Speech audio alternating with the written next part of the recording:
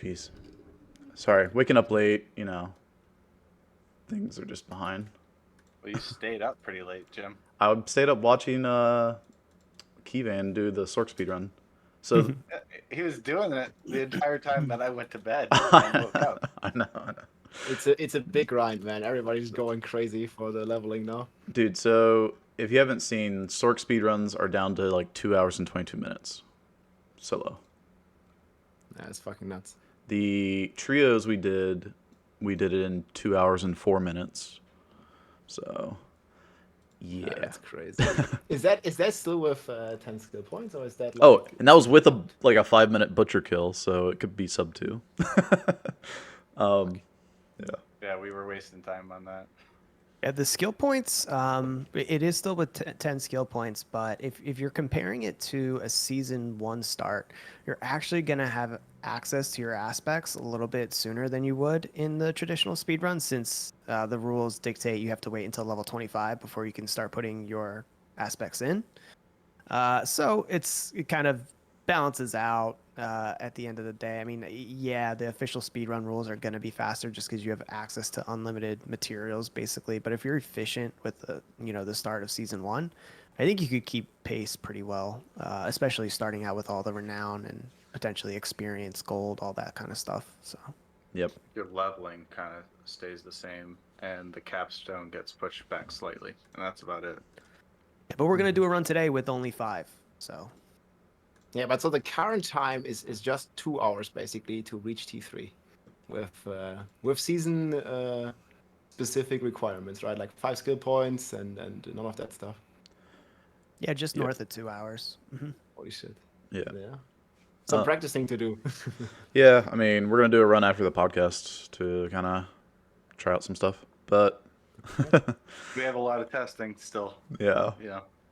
So in the early game, the Sorks are really tearing it up. It seems like with access to teleport, and from what I've seen, I did the Rogue, and I got 3 hours flat just about on Rogue, which I thought was pretty good until I saw some of these Sork times.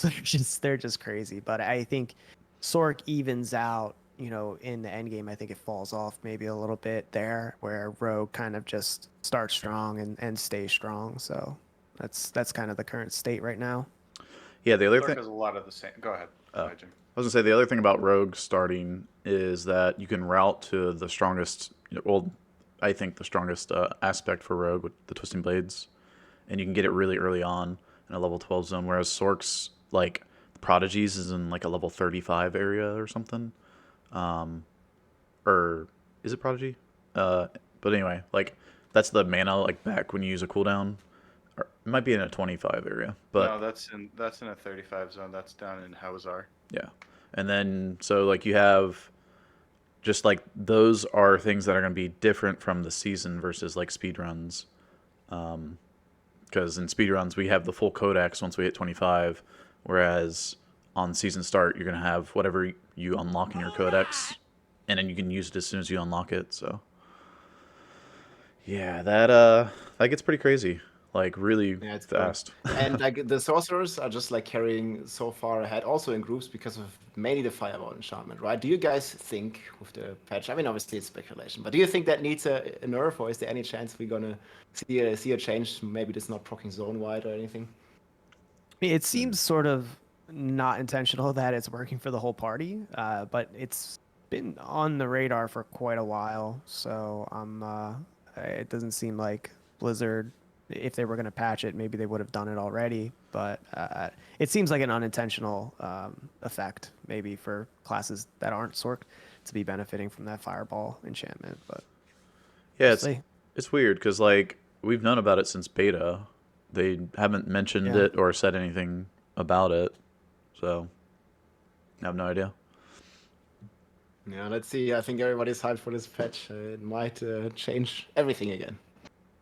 Yeah, definitely will, for sure. Yeah, I already said that it's the biggest patch that they've ever released, right? So yeah, it's going to shake things up for sure. And I mean, only having 2 days to plan out a route is kind of the reason why I wanted to have a good general understanding of what we should be doing, and then we can make adjustments really quickly in 2 days' time. So Have you guys done many of those runs with maybe a Barber or Druid as well, or is it mainly like the three other classes, Necro, Sorcerer, Rogue?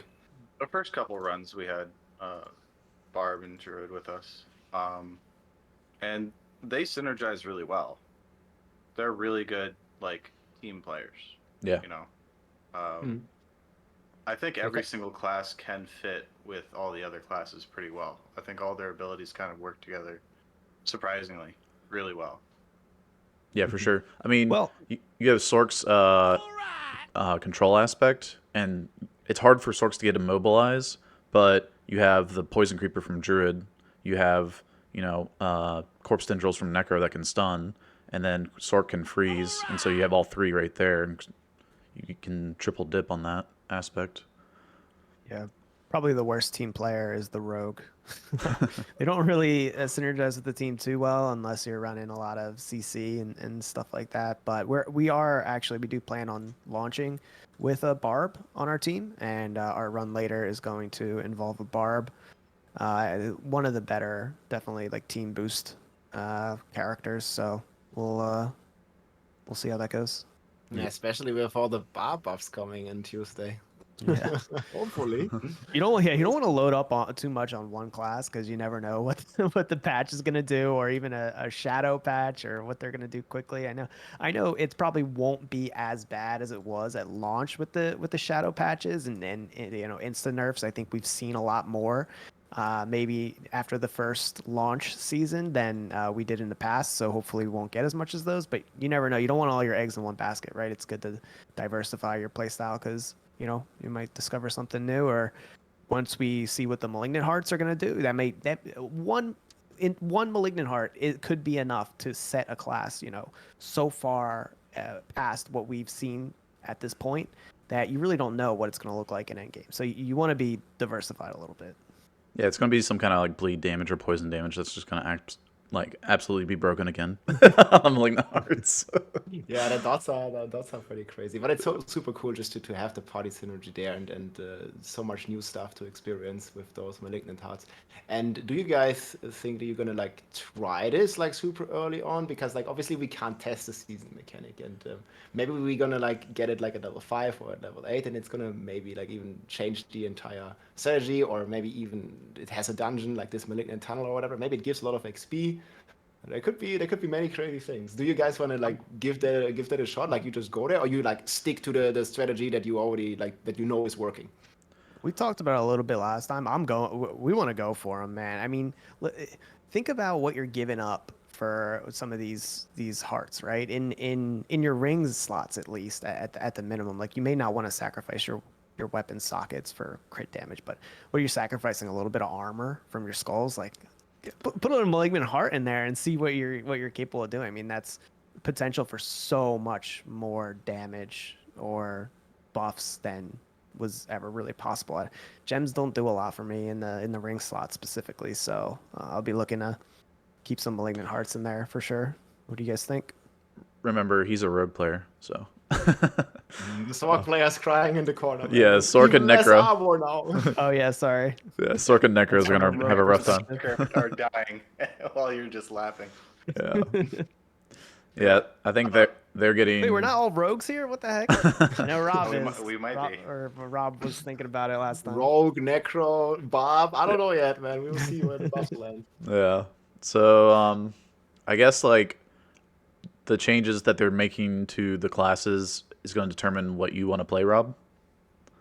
Yeah, for sure. I mean, I really want to play Bar, but right now, because I also want to have a chance of like winning or competing in the race, and I think right now Barb is just not a good choice for that, because I mean we already know it's very bad in leveling, and I think it's kind of okay in mid game, but it's also not really that great in end game if we compare it to a Druid or something, or to a Twisted Blade Rogue. So I think I would just be like handicapping myself a lot if I start Barb with the current patch. But then again, on the 18th, everything may change. Like right now, I'm leaning towards Necro or Rogue. Gotcha. All right. Yeah, one question Yeah, about go that ahead. actually. Last question. Do you think dropping the Necro in the group could be anything you ever want to do? Because it feels like the Necro just has this crazy synergy with the tendrils, like grouping them, making them vulnerable, slowing them, stunning them. I just feel like the group is like or at least the current strategy with the Kor Dragan and the Stronghold farming in general is just so reliant on the corpse handles. Would you ever drop the Necro? You could, but you also need to figure out how to group the mobs efficiently without corpse tendrils. Yeah, It can be done. It becomes more difficult. I and think, rogues are in melee, so they're taking a lot of extra damage. yeah. Do you have like a class in mind that could maybe pull off the pull similar to the Necro? Not in the same way.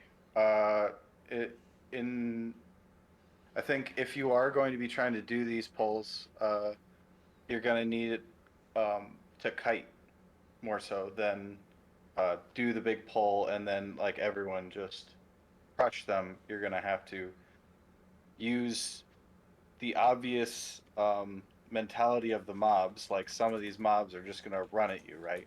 Like the little ghouls, all they do is sprint directly at you, while the vampires like kind of stay far away and shoot from afar. Uh, but all of them work off of line of sight, so you kind of got to kite them into a like corridor where they try to maintain line of sight on you, and then they group up automatically. Um, it it's more difficult. It takes longer than just forcing it down. Uh, and yeah, it's I don't know. It's a trade-off. You know, you could probably get a little bit more kill speed out of it that way, but you make your job that much more difficult. Yeah, Necro is pretty easy. Good quality of life. Yeah, especially if you haven't practiced the run, I think Necker will be almost a necessity in your group for grouping what I thought. mobs. Yeah, if you've done a lot of practice like us, you could probably get away with it, and work on just staying alive. It gets kind of chaotic in there, but yeah. Just have one of your rogues go death trap. You're good. Yeah, could incorporate that as well.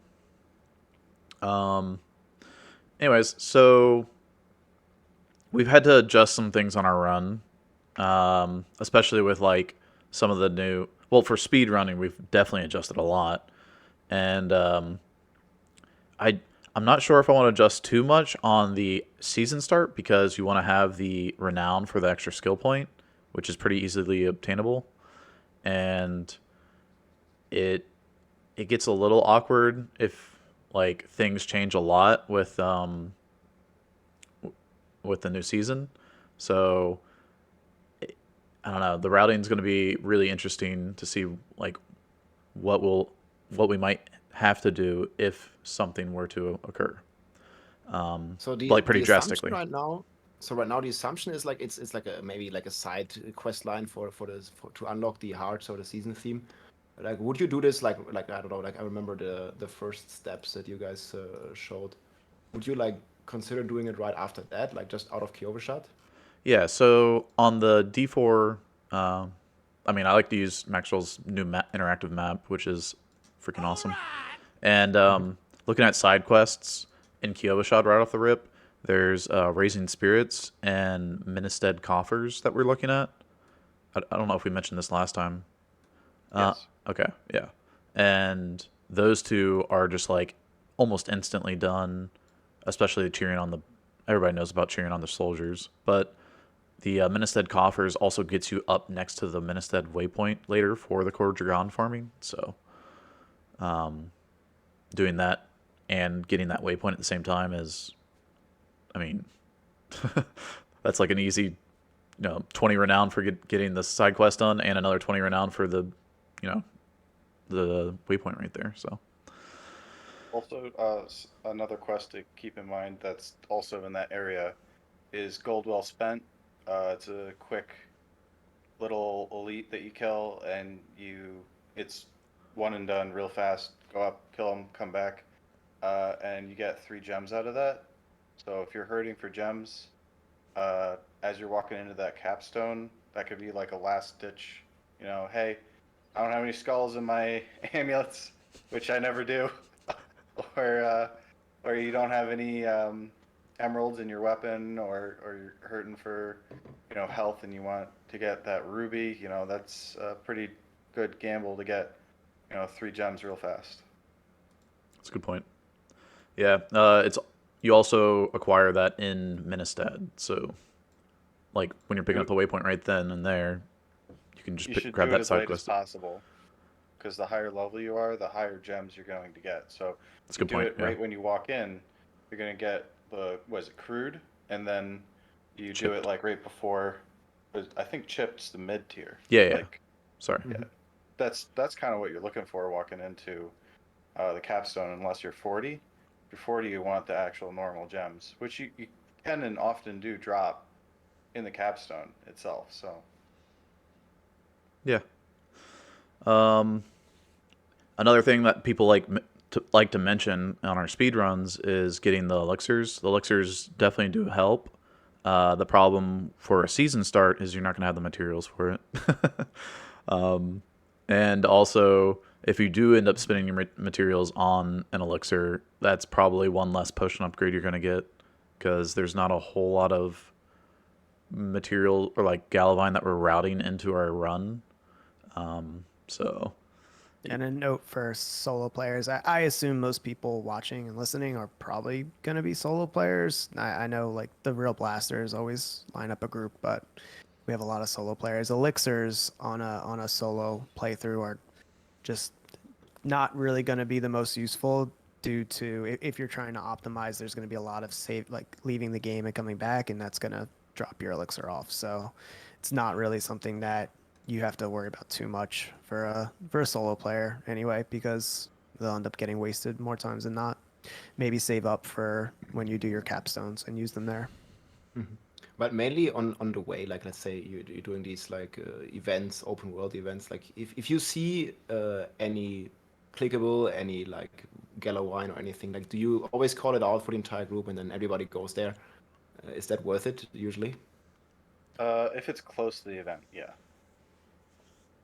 If it's like midway through the run to the event, and we all know that everyone else is shopping while the guy that's running out to the event is just sprinting there, it's not going to really matter. That's Okay. going to But be in kind of general, a if it's like waste. within the range, within XP range, it's definitely worth picking up as much as you can Yep. in terms of materials. That And so two you can. screen. So do you do in your run? Do you craft this elixir of I think it's manslaying and then undead for the T3 capstone? I've seen a lot of people do that just to make it a little bit easier, or maybe to be able to do it a bit earlier. Do you guys do that in your run? Yes, for the elixir of undead slaying is for the um, curator, Mhm. and then elixir of manslaying is for the fallen temple Elias. yeah, those materials may be difficult to get because I mean I think some of them take like stuff from like Halzar or something, um, and we're not really routing down there or Kyrgyzstan. Not much routing going down Yeah. there So either. So realistically, we're not gonna have that even that option. yeah, I think 36 is probably best left for the speed runs. I think for the season start, we're looking closer to like level 40 capstone, I would imagine. The Like 38. I Yeah, think we we did can. yeah, we did like 38 in one of our last runs. I thought. I mean, that was like 3 hour run. It's not close to you guys' time, but that felt pretty comfortable after like level 38. It was very doable. yeah, and I mean it's a pretty rude awakening if you haven't gone and gone like done Kor Dragan farming, and it's like okay, we're killing stuff. It's kind of tough. Some stuff's like really heavy in CC and can kill you, and then you go into like we're going to like just blast through this cathedral light where mobs are 10 more than 10 levels above you, and you get in there and you just get smacked. And I've seen like so many new speedrunners go into it thinking, oh, I got all these these aspects on, I'm gonna be OP going into it, and then you just get two tapped and you're like, well, what, how? And it's like yeah, you Yeah. gotta you gotta go in with a pretty good mindset of like what you're running into in there. So And then I feel here we are at it again, right? Like I mean, maybe those malignant hearts that we gonna collect even before we go to the T3 capstone gonna like lower this level requirement. Maybe if one heart gives us 30% damage or something, we can do it like 2 or 3 levels at like 35 or something, maybe even, right? So there's just a lot of stuff to just like where you have to adapt on the fly depending on what the season theme is going to do. If it's going to be crazy, who knows? Yep. So I saw you guys talking about like you should be on World Tier 1 instead of World Tier 2. I think that matters for each individual group. Um, like like I was saying, like Barb and Druid have a much rougher time in the early game. So dropping down to World Tier 1 about the levels you guys were at, about 23, 24, 25, somewhere in there might be better for them. But I think starting, you definitely want to be on World Tier 2. Because starting out, you're going to have at least 5 skill points. And, I mean, you're just going to be that much stronger going into a start. And you're going to have all the Altars of Lilith. So you're going to have all the extra stats and all 5 skill points compared to when you first started on launch. And on launch, I think we all thought World Tier 1 was better than World Tier 2 just because of, Probably was. yeah. And so now with this extra power going straight into it, you're just going to blast on World Tier 2 up until a certain point, yeah. Especially if you don't get a weapon. I think it's Onyx Watchtower is when you gotta get a reality check if you're going in there really early. You can easily get one shot by the mobs if you get a big pull, which is kind of what you want to do to farm it efficiently. So yeah, if you're breaking all 3 of the cages and you're fighting all of the elite mobs all at once, yeah, World Tier 1 might be the play if you haven't had a lot of practice with that, and also you're running, either a very squishy comp or a comp that doesn't have enough CC plus damage to take them out before they, do their charges, the bears slam you, or that one assassin just poisons you to death. Yeah.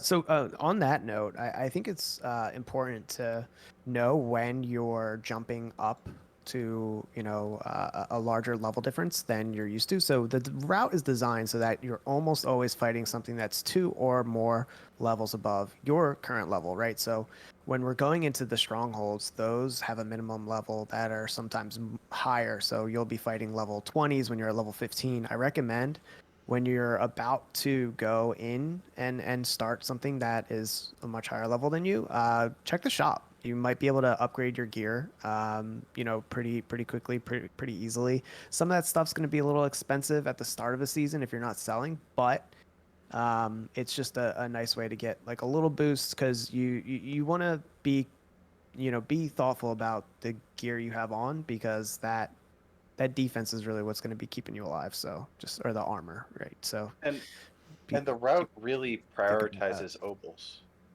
The route really prioritizes Obols. and So gamble. when you get into that area that's really causing you problems, that's the time to use them. So 2 questions on that. I mean, like on World Tier 1 versus World Tier 2, I felt obviously in the open world it's kind of easy on World Tier 2, but then when you get into some of the instance content that you mentioned, like the monster level is way higher than your character level. Like it's good for XP, but it also makes it pretty rough. And I felt like on some of the strongholds that you do only once for your renown, I felt World Tier 1 could be a worthwhile options for some players, especially like Barbs and Druids in the group, or even for solo players.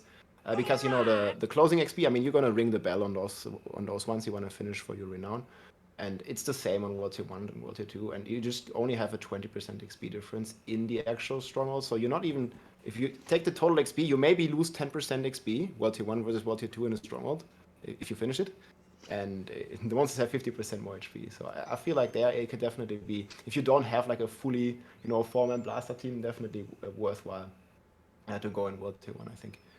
And yeah, on the Obolos, I wanted to ask, like, when do you guys gamble the first time? Because I know you have a lot of events in these routes, and do you think there's like, I don't know, some sweet spot, like I don't know, level 20 or whatever level works out well to get some kind of breakpoints for some nice item? Because I noticed, like, if you do it like very very early on, like you only get blue items basically, or like there's almost no chance to get the yellow or legendary.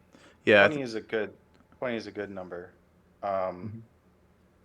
It it's really when you have a weak weapon and you haven't been able to find a new good upgrade, I think is the main thing. But I think 20, 30, and 35 are all good breakpoints to check to see what kind of weapon you have at that point, and then if you're underperforming, then that's a good time to jamble. Yeah, I agree with those level breakpoints. The only thing to note is that if you start trying to get like something that you want to put an aspect on, then you want to be gambling probably around 25, because once you get to item power 400 or higher, you start to require mats that require a legendary salvage. Like the coiling ward is like for armor. The what's the weapon? Baleful fragment or something. But yeah. Yep. While we're on the So- topic of gear and items, have we reviewed at all the like the super unique mobs that you want to look out for on your class? Oh, I We mean, haven't really covered it, but yeah, I think we it's could. important, especially for a season start. yeah. So there's one guy that drops a dagger for the rogue on your way to your class specialization. No, that is a sword.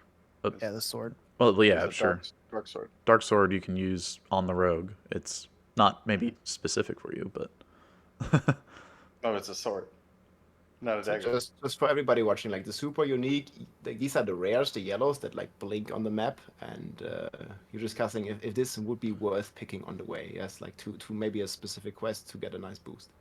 I think if you have all 4 people together, it could be worth, because the drop rates were nerfed significantly. mhm.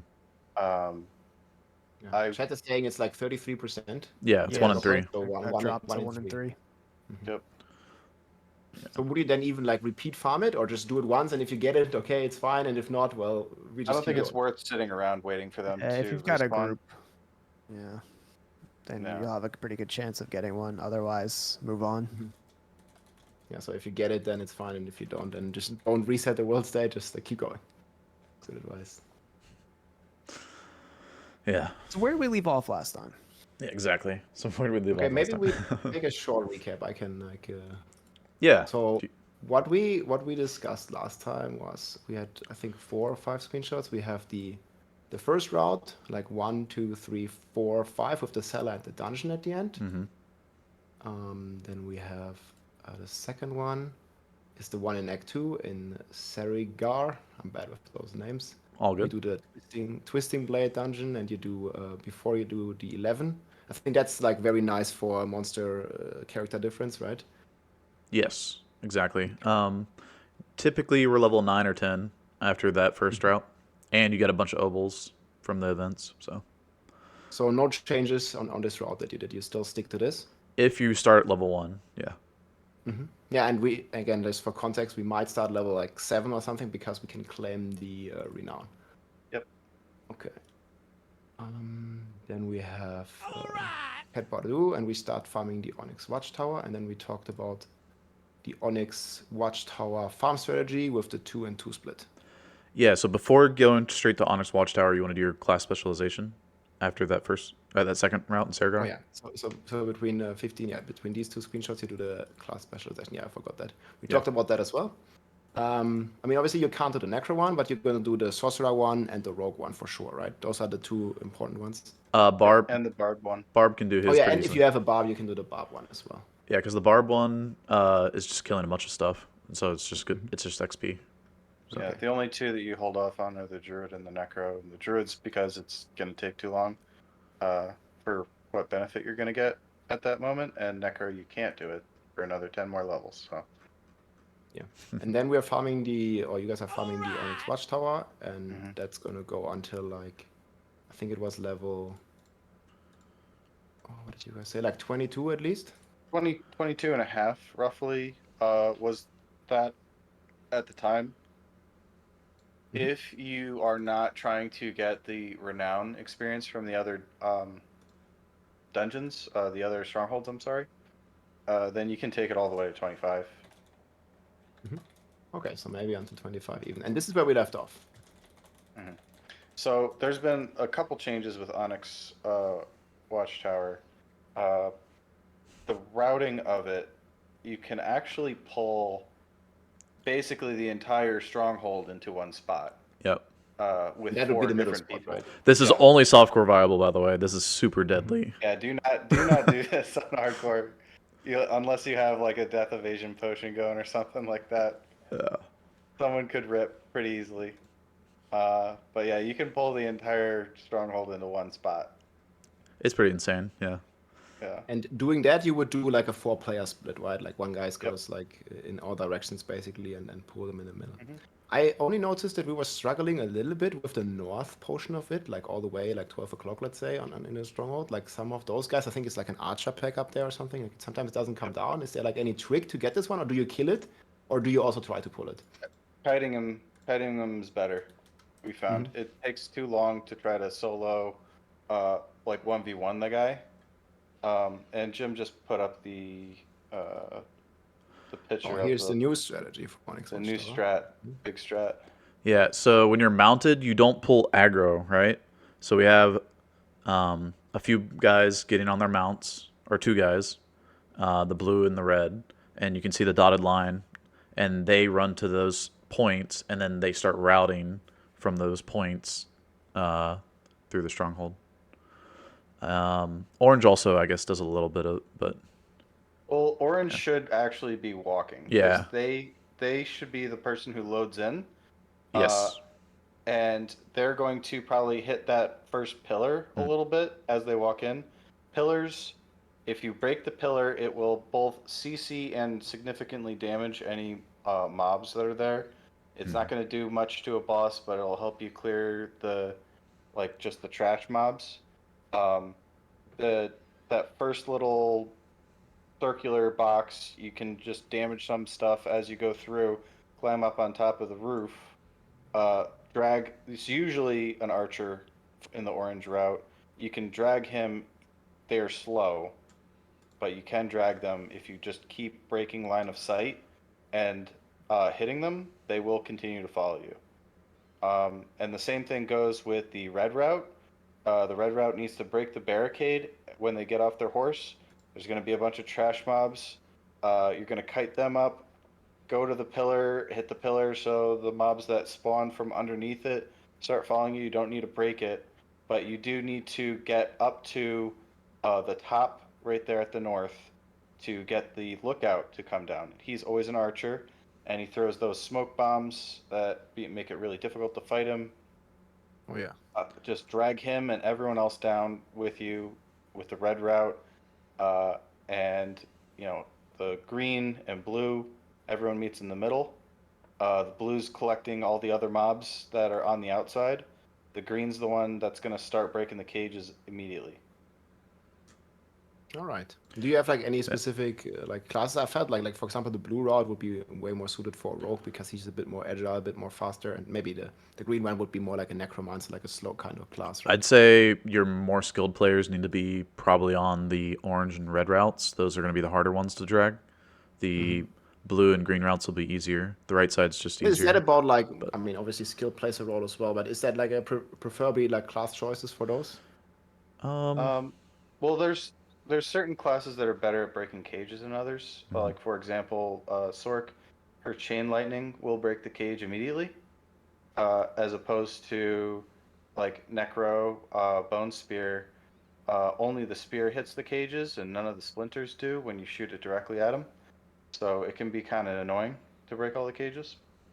So stuff like that, just to keep in mind. Yeah, some nice little tricks here. Thanks for sharing. Yeah. There's like things that just get absorbed by like, I don't know, objects in the game. Like tornadoes for Druid are awful for stuff like this. I'm not sure if the cages absorb the nados or not. I stopped trying to hit like buildings with the Druid because walls in the game immediately just disappear a NATO, and the NATO does 0 damage, and there goes like half your spirit with one NATO. Yeah. So, yeah, there's definitely classes that are suited better to, I guess, the various routes. And the Onyx Watchtower, because I'm getting this question in chat right now. A lot of people say Temple of Rot. Is this like I mean, I guess you can do this Onyx Watchtower as a solo player as well. Obviously, it's not going to be that efficient. Or would you more recommend Temple of Rot for like a solo player in this scenario or on this level? Well, you Well, can go to Temple of Rot after. I mean, it's you a level get 30 25. zone. Yeah, it's too high Yeah. for this. This is Okay. a level 20 zone. So Yeah, we're getting here at 17. So yeah, I would compare Rot to Kor Dragan. But when we're talking just about as a solo player, would you do this Onyx Watchtower as well? I Oh, would. sure. Yes. Yeah. oh Definitely. yeah. So do you hear it there, chat? Yeah, we already do it on our solo routes. Onyx Watchtower is for the level the best stronghold that you can do at that time. Until you get to that like 35, 30 like push. So once you're level 25, you can start going to that level 30 area, right? So teams Core- will go to Core and solo players to Rot. well, some This is the solo next step players then. will go to Rot. Like, I don't like doing Rot with Necro personally because there's Oh, a suppressor. He's a pain. There's not a lot of good spots to bounce your bone spear off of in the tight corridors. Hmm. A lot of those walls end up actually absorbing the bone spear as opposed to allowing you to bounce it. Which I would think Druid too. Probably not great for Temple of Rot. Has anyone played solo Druid and tried it? I'm not sure, but yeah, when it comes to Temple of Rot, all the mobs there are melee. So when you have like a Twisting Blades rogue and all the blades are just spinning around you and they're coming into you, you don't have to do anything about it. Like that's great. Temple of Rot is amazing for a rogue. But Kor Dragan, you have those vampires that like just jump away from you, and it just takes so much time to actually bring those down. So you end up losing a bunch of time through Kor Dragan for a rogue player. Yeah, and I see someone that brought up trying Druid, and they said it was painful in chat. One of the main reasons I bring up Druid after Vi brought up Necro is there are a lot of kind of walls to jump over and jump through in Temple of Rot, and you sort of need a mobility skill to really navigate it well. Otherwise, you're going to have to do some up downs, and that's going to eat into your time. So Sork teleporting, Rogue, Shadow Step, and Bar being able to leap makes it a lot quicker and more efficient. Whereas Kor Dragan, you don't really have those areas that you have to, grind flies. it down too much. Flies are the worst. Yeah, I hate flies. them. The slow. Flies. Flies are like the bane of my existence. I hate them so much. Yeah, Sork. So we have probably one of the better Sork players, speedrunners that have tested this already. He said Temple of Rot like got him a PB, but he knew he could do better, like a run on Kor Dragan, and so he tested Kor Dragan again, and he's blasting. He's got a 222 capstone clear. He's like 30 seconds behind Kano, who has a 222 as well. Just same minute, just different seconds. So, yeah. All right. And right after the Onyx Watchtower, what's next? So you're leaving here. You said like 22 and a half, maybe Yeah, even if you're 25. farming Is it like if you're farming your renown because you want the skill points, right? You would leave there. You already have the waypoint at Menestead. but when you mean leave, you finish the dungeon and you ring the bell. You don't have to. But would you recommend it? If you want to get the renown point, yeah, ring the bell. If you want to save it for later, for farming purposes or something like that, because there's a lot of great items that drop there, especially for rogues. It's a great rogue item farming spot.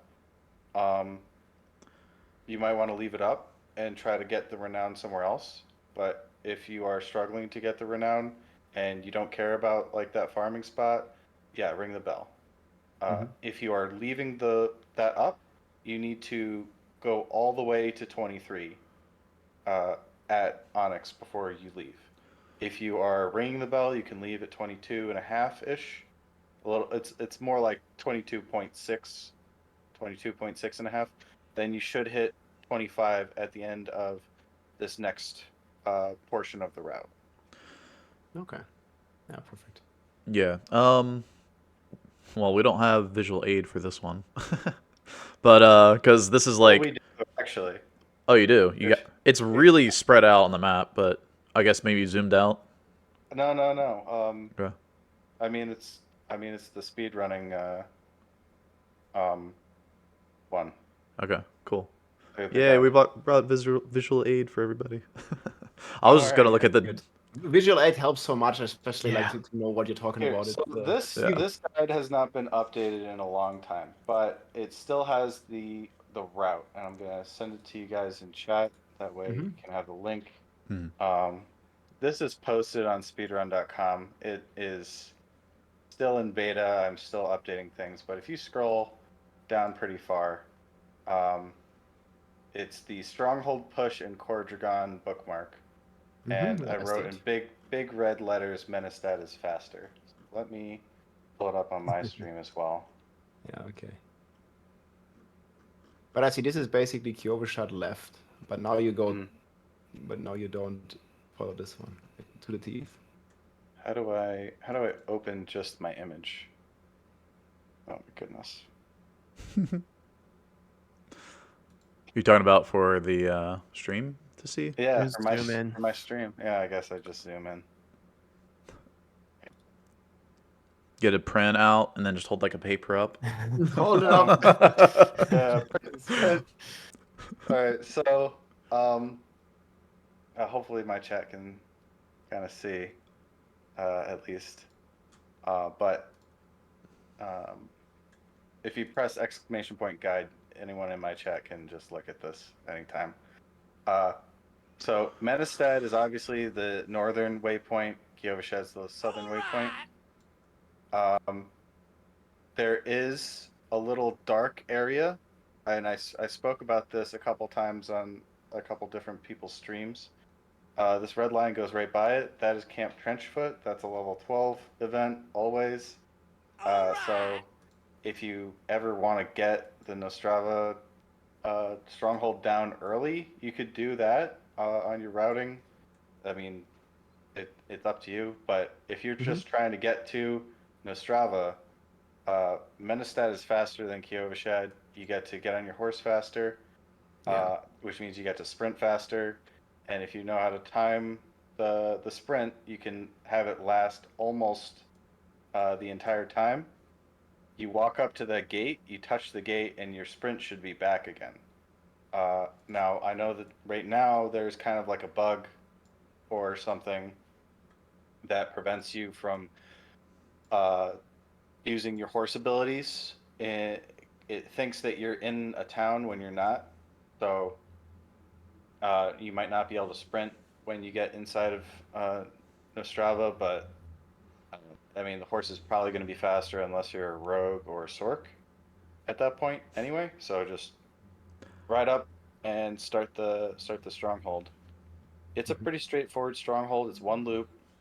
You break a bunch of effigies and then come back up and fight 3 succubi. One is a shadow, one is a fire, one is a lightning.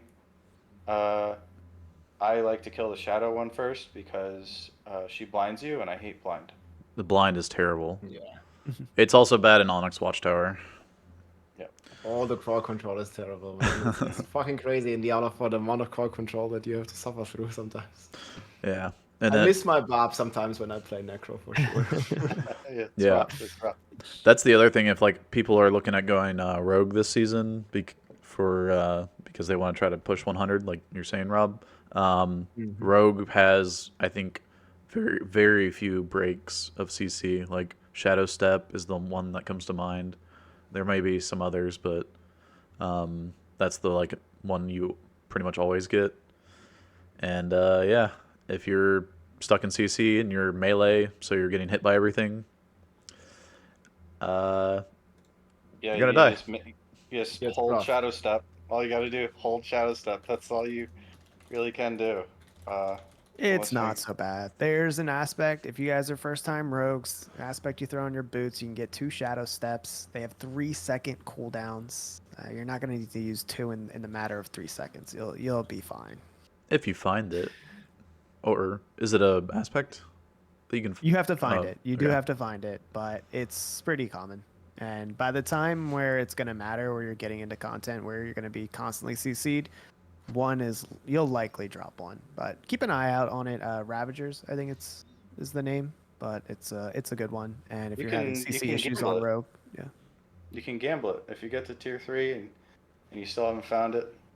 Yeah, there you Just go. use the Obols. But yeah, super easy. You can actually drag a lot of these monsters in Ostrava if you don't have big damage for elites, and you can clear the trash as you walk. Um, you can drag them, or if you're like a Sorc or Rogue and you want to group all of the trash with the elites, that way your abilities can do a ton of damage to all the monsters around each other. Then you can drag them all in a pretty big pile. I think you can fit them in 3, uh, like medium-sized poles.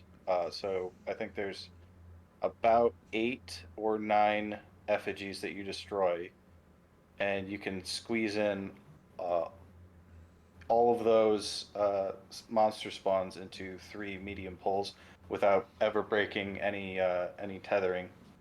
So I think it's like one effigy in each building. roughly, yeah. There is well, yes, that one effigy in each building, but they are marked. So Yeah, you'll just walk through, and whenever there's a mark, you'll just walk in. and there's 5 buildings, so. There's Um, more than 5. There's more than 5. Okay, so you do Okay. these 2 strongholds, Yep. Nostrava and Quarry. Karisu.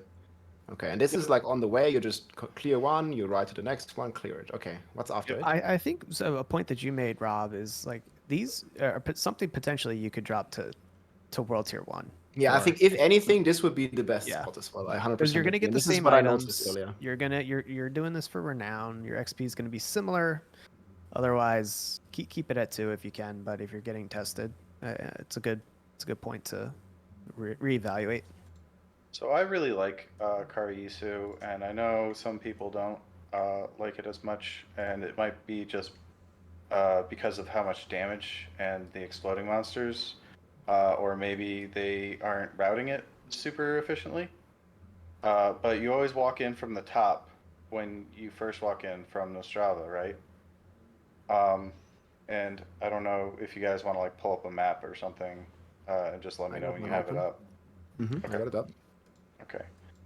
So you're walking down from the Accursed Wastes, and you walk into that first big area where it's almost dead center in the entire Yep. Karayisu. That's where the first like demonic pillar is that you need to destroy. When you destroy that, obviously the big elites come out. You use your cooldowns. You take them out quickly.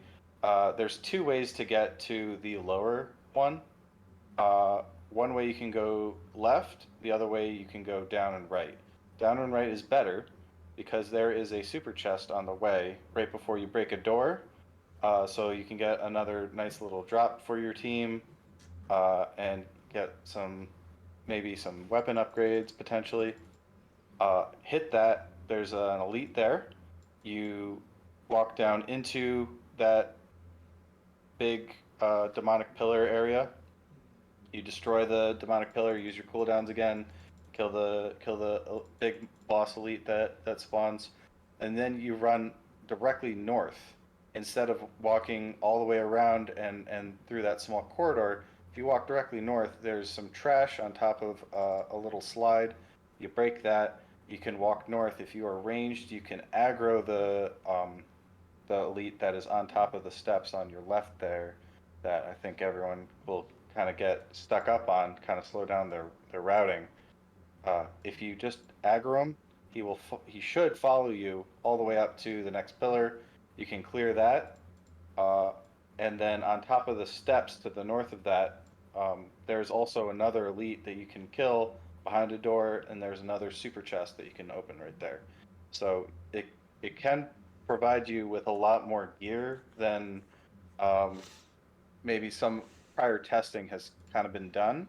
Uh, I mean, from what I've seen with other people's clears, sometimes they're just trying to get through it as quickly as possible, um, and they're just running in and just trying to destroy everything. It's not necessarily uh, being the most efficient way the most efficient use of your time for this place.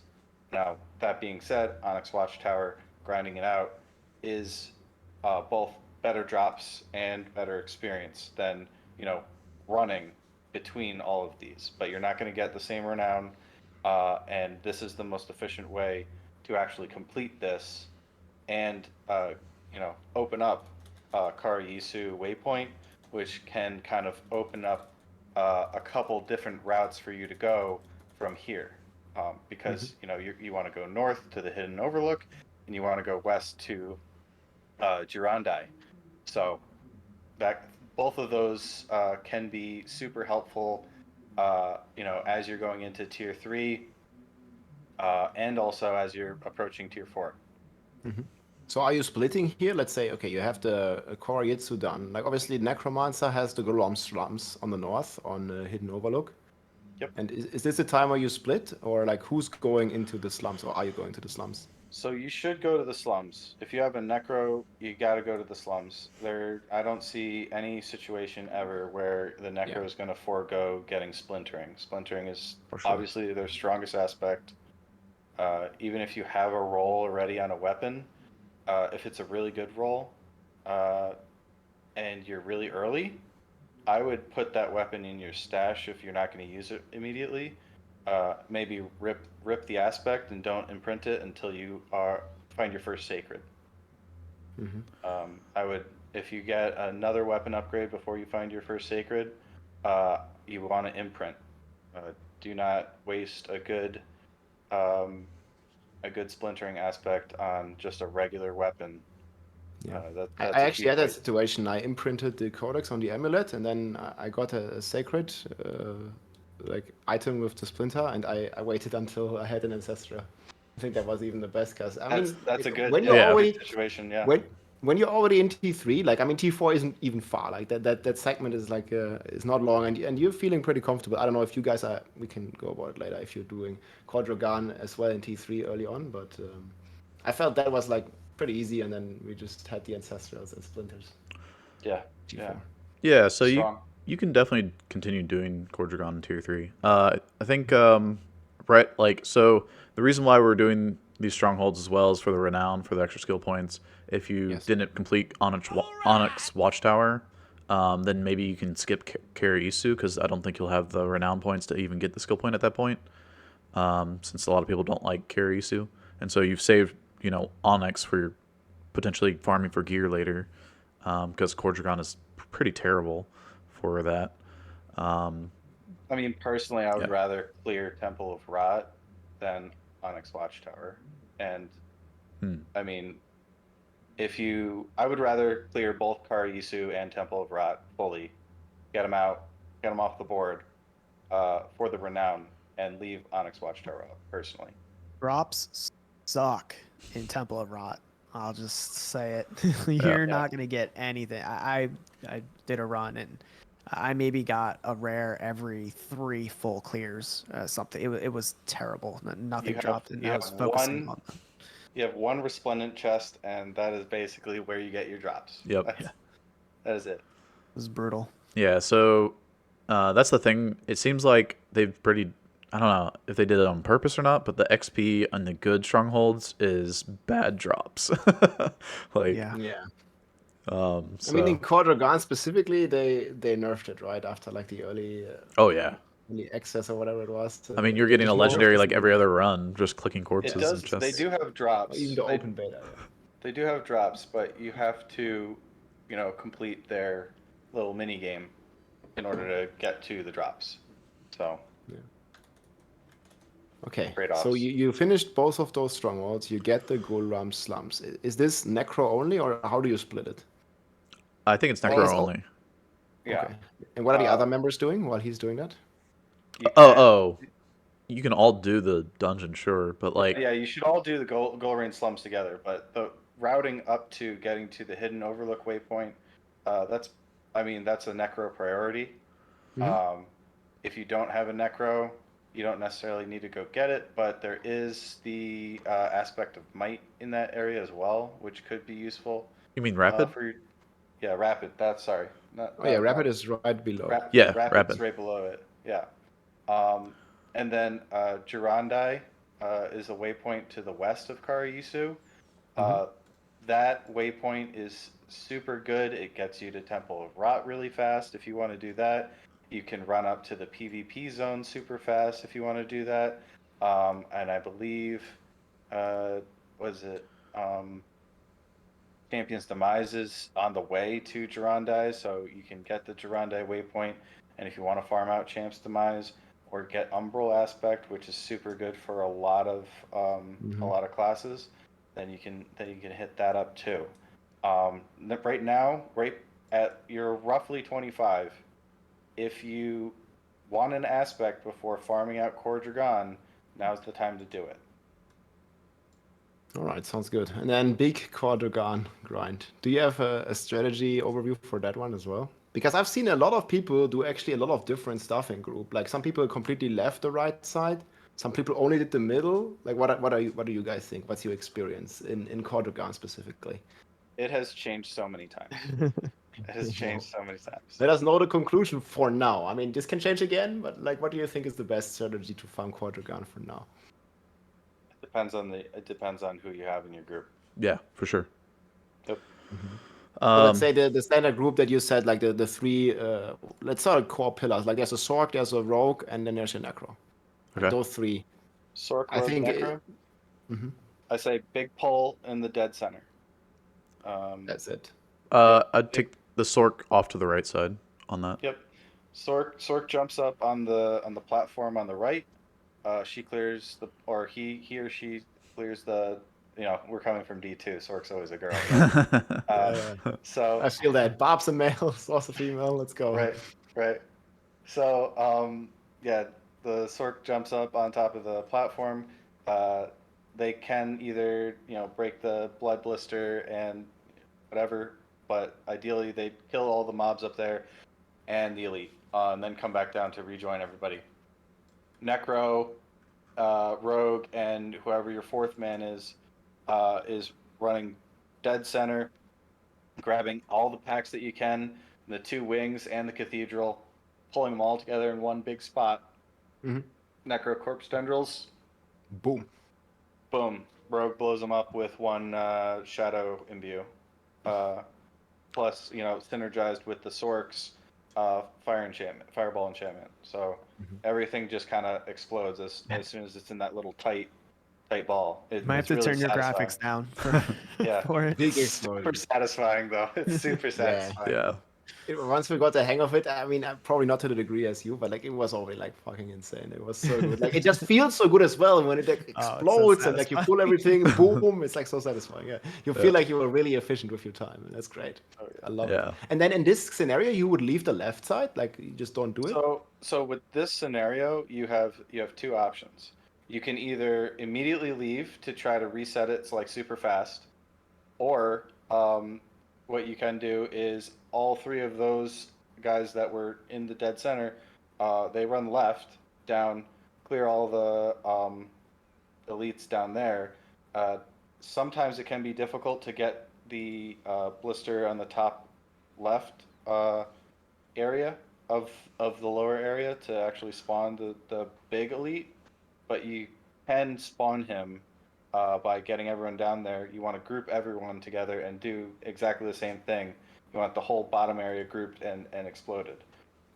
During that time, the Sorc is going to be on the right, and they are going to finish killing all the blood blisters there themselves, and then they're also going to spawn the elite, and they should be able to solo it with their the deep freeze. They are going to deep freeze it, get everything frozen, and then just pop it. So basically the same way. I had one, I guess,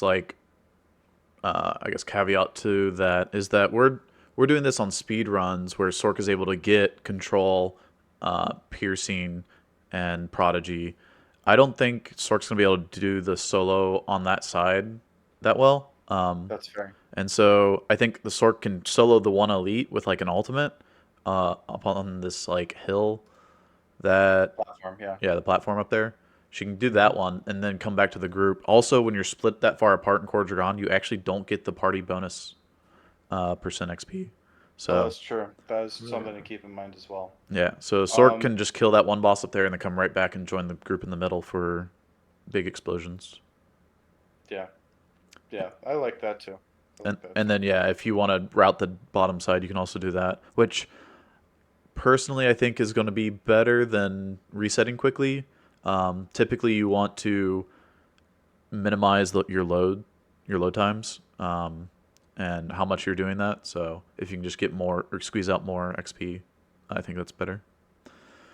Unless you all Yeah, have god computers. Yeah, yeah. yeah. But I like the It's, attitude, man. It's gonna just about depend. kills per hour. Whatever, Yeah. whatever Yeah. gets you the most. And if you're like, obviously, if the run instead of 90 seconds is 80 seconds, but you kill a lot less monsters, then it's not going to be worth it. I also am a fan of like a little longer runs, I think. Hmm. Yeah. If you can get everything grouped together really well in the bottom area, it's definitely more efficient.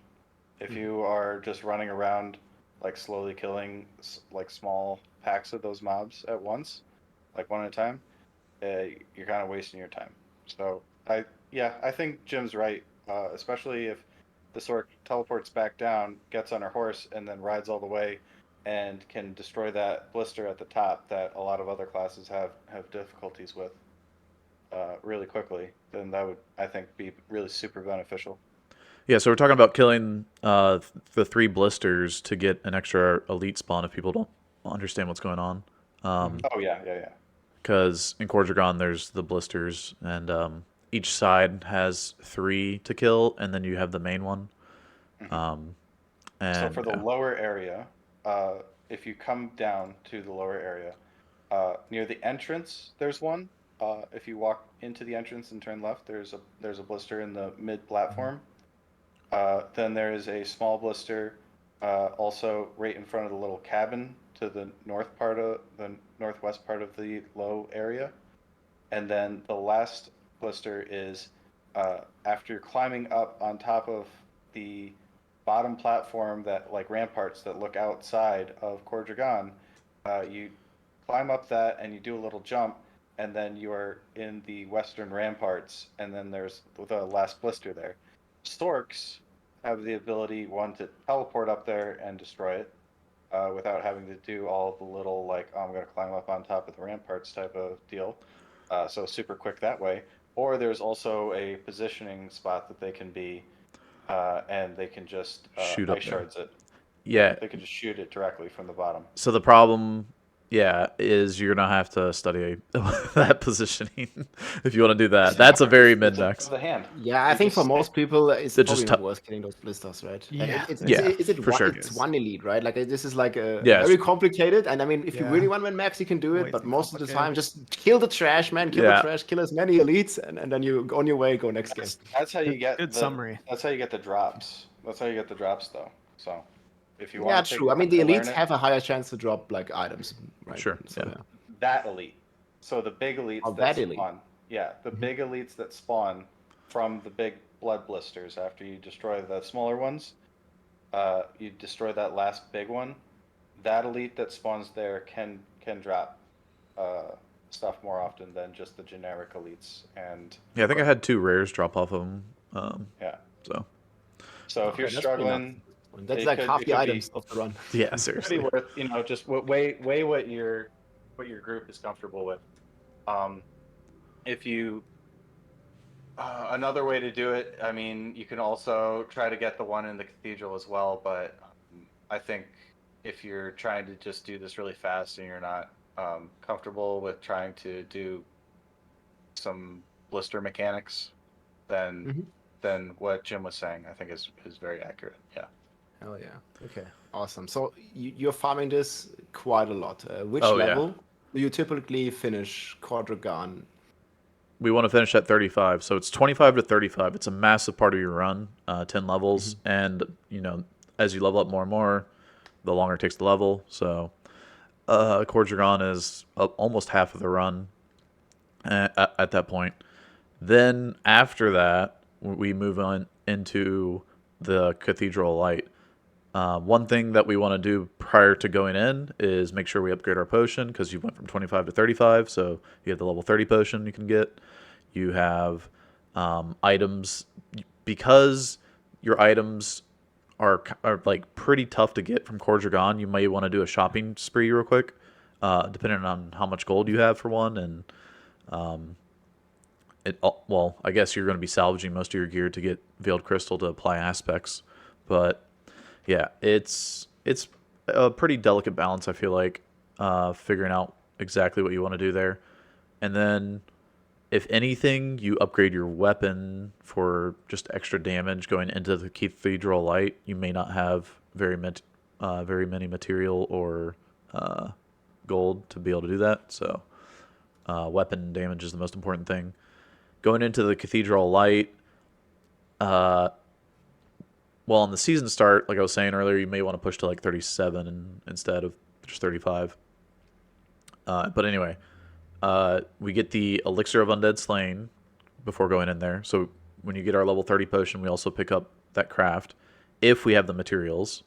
If we don't have the materials, which probably we won't, it'll be a little bit tougher at the boss fight, but it just means it takes a little bit longer. It's not necessarily any harder. It's not making you survive anymore.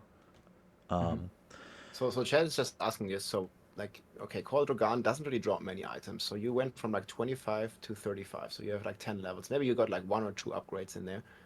But in general, could it be beneficial to just farm like Onyx again or some other stronghold to get some gear? Because I know a lot Yeah. of people have been doing that as I well. think, Because yeah. else you're gonna struggle, I think. Because okay, maybe if you're like really good synergy in your team, but I think for most people, like okay, you finish it at 35, and then maybe you do like 1 level of like I don't know, like Onyx Watchtower again, or what would you think it's best if you don't have the gold or the mats to buy that gear? Yeah, remember where you guys are thinking in terms of the speed run where you have Yeah. all of your aspects in every gear on Right. launch. You Yeah. may have enough materials to have Yeah. one aspect in your gear at that point, and you haven't upgraded since level 25. So the season 1 is going to look a lot different than that kind of strategy you just talked about where you go right in at level 35. Yeah. It's My original routing for this was back when I didn't have any materials, and I had us all go to Malnock, and everyone was like, "Why are we going there?" I was like, "There's 5 super chests. You're gonna get 5 Yeah. yellow items at least." Mm-hmm. It's kind of a pain. There's a lot of CC. Malnock's not the highest experience per minute dungeon, but Stronghold. or Stronghold. But you're gonna have a lot of yellow items drop. Yeah, Level I 35. posted a screenshot in our group channel. I think this is what you're talking about, right? Like there's the marked chests in yellow here in Marlock. This could be a possible farm, right? So yes, exactly. So 1, 2 is a yellow chest, perfect. Yep, and then there's 3, 4. Yep. And then 5, 6, 7, 8. Perfect. Yep. Mhm. So there is another chest in the little. There's one more chest that you're missing. Okay, maybe we missed so one here. in the 1-2 area, the little room that is underneath it, you see the little room on the left-hand side. Mm-hmm. If you go in there, there's one more chest for you. Okay. Yeah, there's cool. little Then ice shards maybe we blocking the can door. Yep. But in general, then comes the question like Malnock versus just Onyx Watchtower again, because Onyx also gives you decent XP, right? And you could just like if you're 35 and you want to be like 37 anyways, maybe it's better to farm Onyx or Yep. Malnock. Or do So- you guys Yep. feel like is it the same or what would you prefer? Here's what I would do. If you have rogues or a rogue on your team, Onyx Watchtower will be better because it drops more specifically daggers and rogue like items. But And you like already have crossbows. established strategy there. Like you already know how it works. Like your group's probably experienced from doing it earlier stages. Yeah, exactly. I think Malnock would be better for like Necro, Sork, these classes because it doesn't specifically Druid. Druid, yeah, specifically. Because it doesn't have like a bunch of daggers that are taking up a lot of your drops. Because druids can't use daggers. So Sorks can, I guess, but You kind of want staves, which I think Knox, you're killing the goatmen, and goatmen are gonna drop the druid totems, so it's gonna be good for druid. yeah, and staves. So Right. Right. um, So for season start, it's probably more realistic to, after you're done with Kor Dragan, just do Monarch or do the Onyx Watchtower again for a couple levels, then shop, upgrade your stuff, upgrade your potion, craft the, what was it, Undead Slaying, right? Elixir? Yes. yeah, So there's if we have the probably material. a couple. There's probably a couple aspects that you're going to want to grab right before you go into the cathedral.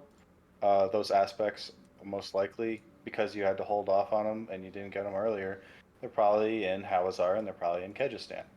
And Hawazar and Kyrgyzstan are where you need to find those mats. So, path your way to the dungeons that you need the aspects for. On the way, keep an eye out for the mats. If you find those mats, call it out. Tell everyone this is where you stop.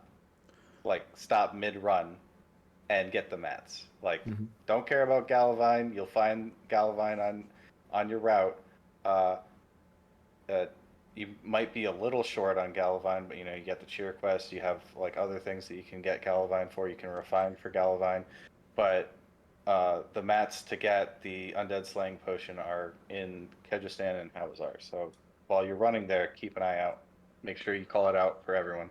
Yeah, so we'll probably be stopping Kor Dragan farming around 34 to do that, to go pick up the extra aspects we need at Hawazar, Kyrgyzstan, and you also will you'll get pretty good items actually out of the dungeons, just because they're a way higher level. Like Kyrgyzstan is level 45, so it's gonna be almost like 10 or 11 levels higher than you if you finish Kor Dragan farming, and it's difficult, but it's not as difficult as the Cathedral Light, and the items out of there can be maybe a little too high a level, but typically around your level, and will be a massive, massive power spike.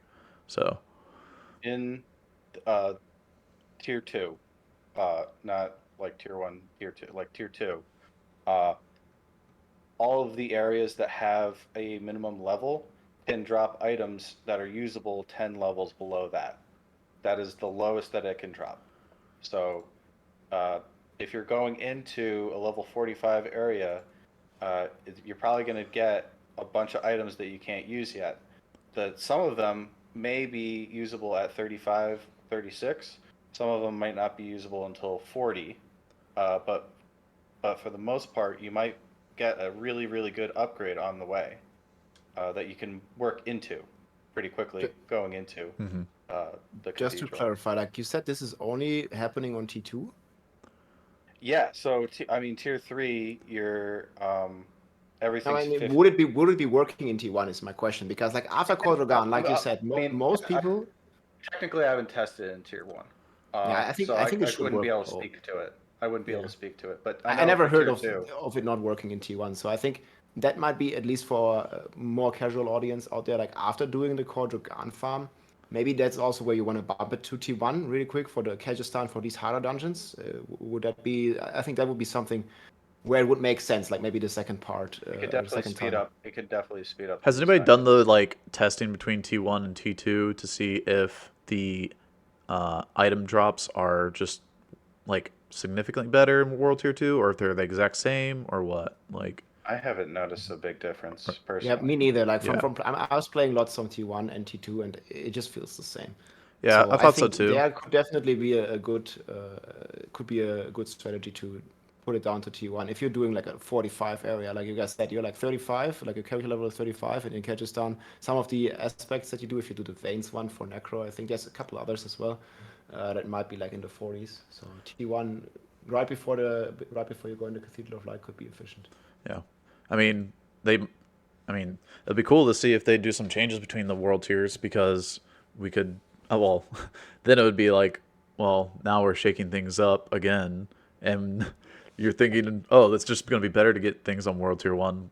What if World Tier 2, there's some kind of like, oh, now they're doing a 50% XP buff for World Tier 2 to make it a better transition to World Tier 3 or something crazy. It's like, well, now you have to do World Tier 2, like, even though you practice on World Tier 1. Now, I mean, they haven't touched World Tiers, I don't think, so. I'm just saying, like they could shake things up quite drastically. I think for the season, like Yeah, they could, that. but I don't think it's realistic. They have like so much other stuff and so many other issues I think to do. Like Yeah. there's a lot of stuff, and I think we're gonna keep the world tiers like they are. And I but like we'll the see. idea, Jim. I But like yeah, the it. idea is cool. Yeah. One more thing I think is really important. Maybe we just didn't talk about yet is to grab the disobedience aspect, right? Are you guys also doing that before the Cathedral of Light disobedience dungeon could Yes, also be added? Like, and where would you add it in the rotation? that you Uh, can do pretty early. That's a level Yeah, 20 you can do it dungeon. early. I know, but like we haven't talked about it earlier. So mhm. would you add this early or would you do it right now after Kor Dragan?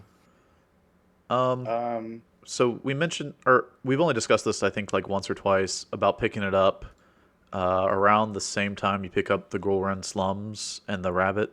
So the Splintering and the Rabid, or Rapid, excuse me, Yeah. aspects. So picking Yeah, up like, it's funny. It's funny that you say that because we have it exactly in there, like from what we tested. Like the Necro just finishes that dungeon with the Rogue, and the other two wait in the Disobedience dungeon, and then the Necro and the Rogue finish the Gorams and then join them. I yeah, think that could be very nice because like you definitely want the Disobedience. It's just so yep. strong it feels in T3. yeah, it's And super that's like powerful. universal for everybody. Like get that Disobedience before you attempt the Cathedral of Light. It's gonna make it like so much easier. There's also the Protector, which is down by the Sork's or specialization. So, but that one's kind of out of the way if you don't have a Sork on your team.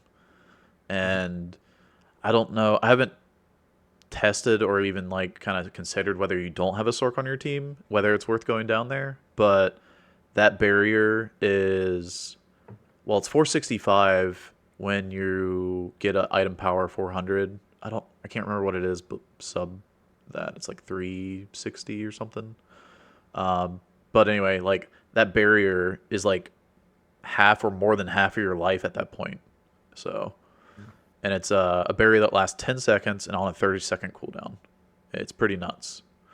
Yeah. You can do that dungeon several different places. You can do it immediately at level 15.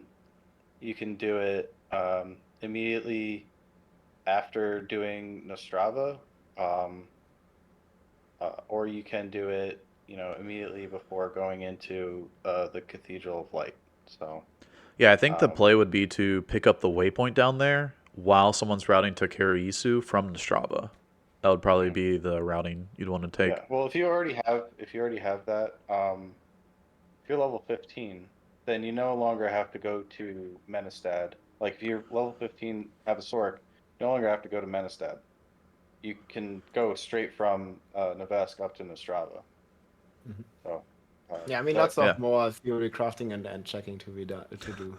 But okay, we have this yeah. checklist for the T3 dungeon. Do all that stuff, upgrade your gear, get the elixir hopefully, and then you maybe at about 38 would be I think a good recommendation for most people to go into the dungeon. And I think it's good if you also know the fight, at least the boss fight a little bit. Like if you want to prepare for the season, guys, maybe just do the Cathedral of Lights a couple times with like a not so strong character just to see. So even on speed runs, so we're doing this at 36. We're doing the Cathedral Light in like 20 to 30 minutes, depending on the class. There are like I've watched a couple of like newer speedrunners and even duos take over an hour to get through the Cathedral Lights. Yeah, Yeah. it's there's a very big like time difference if you haven't done it.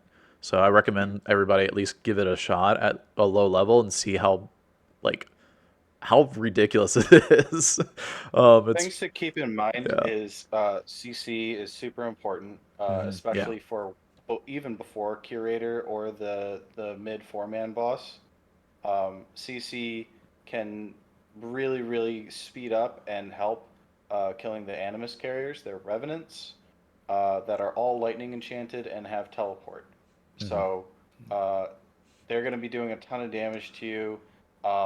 Pretty much every mob, if it gets to get like a full combo off on you, it's gonna kill you at level 36 if you don't have like your protector and disobedience.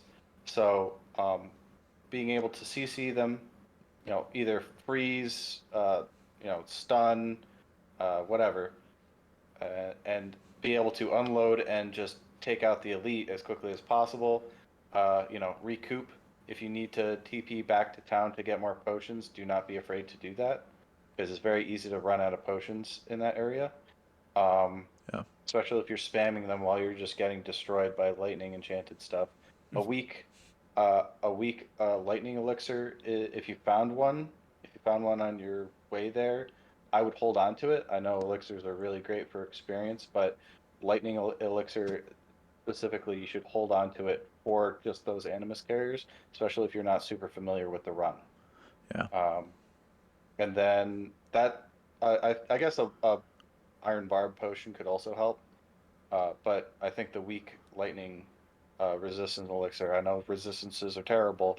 They're not as bad in tier 2, especially when you are low level and don't have a whole lot of resistances built up yet. If you're low on lightning res, that elixir can make a big difference. Right? Yeah. Yeah, and I mean, I think for most people, like if I hear like people take an hour through the dungeon, I think it's just way more beneficial if you just grind for another 20 minutes wherever, and then just like blast it. Like, and maybe even like go up to level 40, guys. If you haven't done it before or something, like I think just like get some more levels. It's gonna make it more efficient. Like this is a kind of marathon, not a sprint. That we're not. I mean, most people are not racing to just get the T3 time. Yeah, you can't even they're in use for your the long run. sacreds until you're 45 anyway. So if you're going to T3, you're not even going to be able to use the gear if you're that low. It's going to take you some time. But I think what's really interesting, and especially if you do it then early on, like how does your transition look? Okay, you finished at Cathedral of Light. Maybe it was pretty tough. You're only like 36, or maybe you're 38 already. What do you do? Like first thing, you go town, you go change to T3. Now what? Yeah, so you definitely can go straight into tier 3, even though the mobs are going to be even higher level than the Capstone. They're going to be level 52 or 53. And yeah, I mean, we've gone straight into just Kor Dragan farming again. You have to take it a little bit slower, but mobs are worth 100% XP instead of 20% if you're going from Worldtier 2 to 3, and you level up so incredibly fast. It's actually amazing. And I think the biggest thing is to pick up, or once you get around to 40, 42-ish, you want to start hitting up maybe the PvP zone or some high density area like that.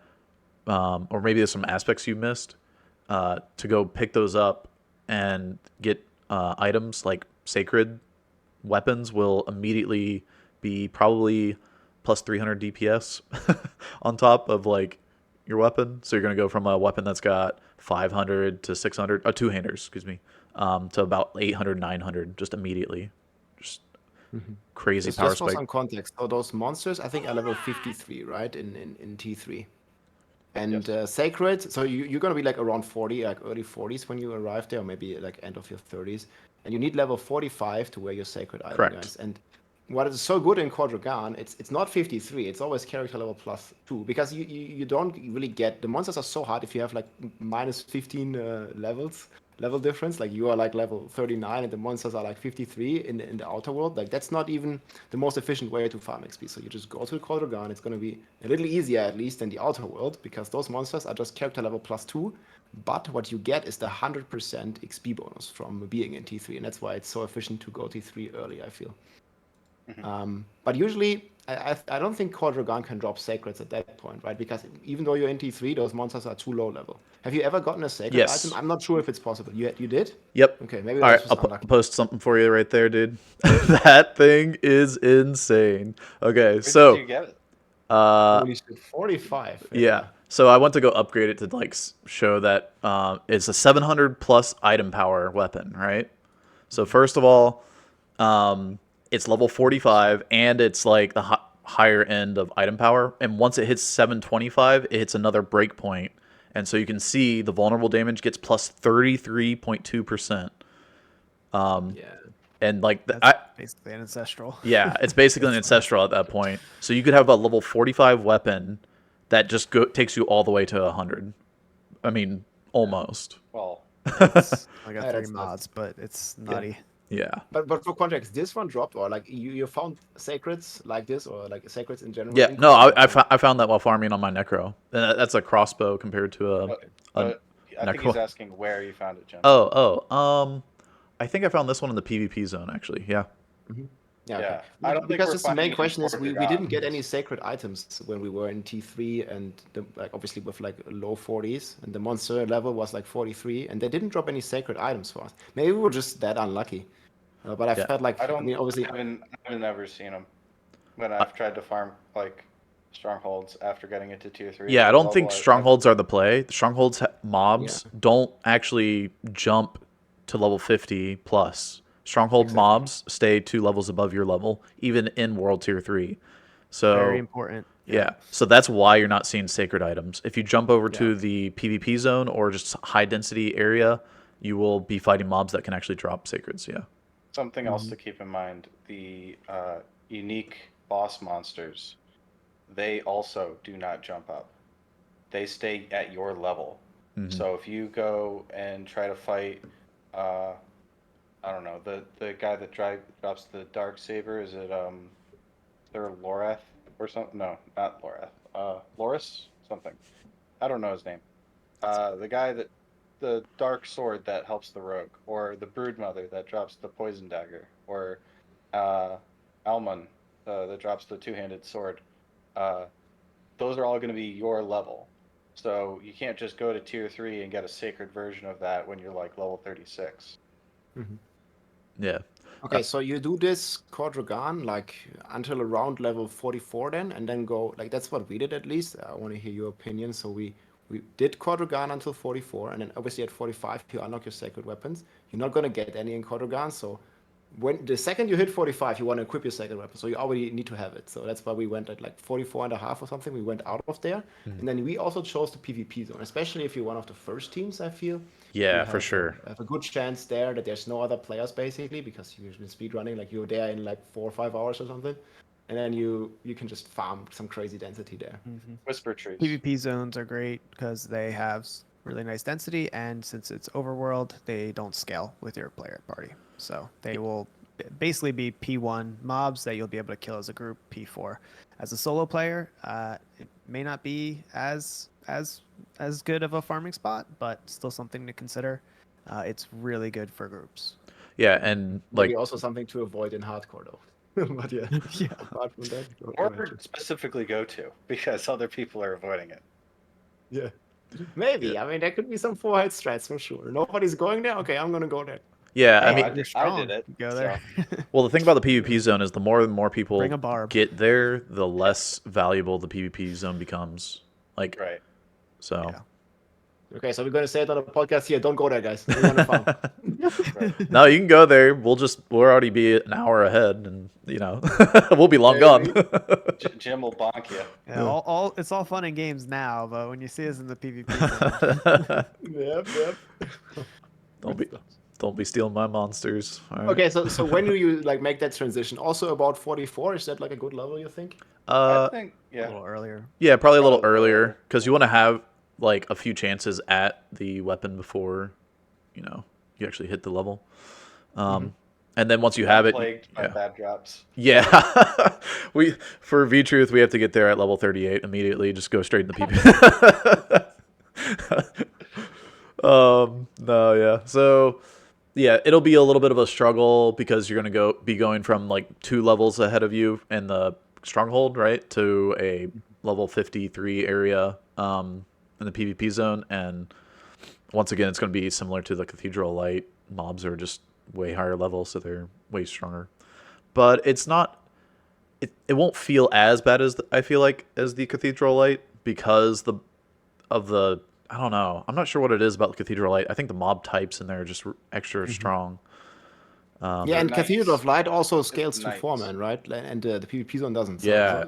that's what I felt. I felt like my damage was good in the PvP zone when I went there at like 43. But like, if there's an elite pack, man, they can one-shot you because you're already used to the 4-player HP of Kor Dragan. So P1, like you said, Lucky, PvP zone is going to be easy, even as 4-player. Yeah. But the damage is still the same. So those elites, man, at 53, they're going to wreck you. So DPS is fine, just like you get some toughness, I guess, to get there.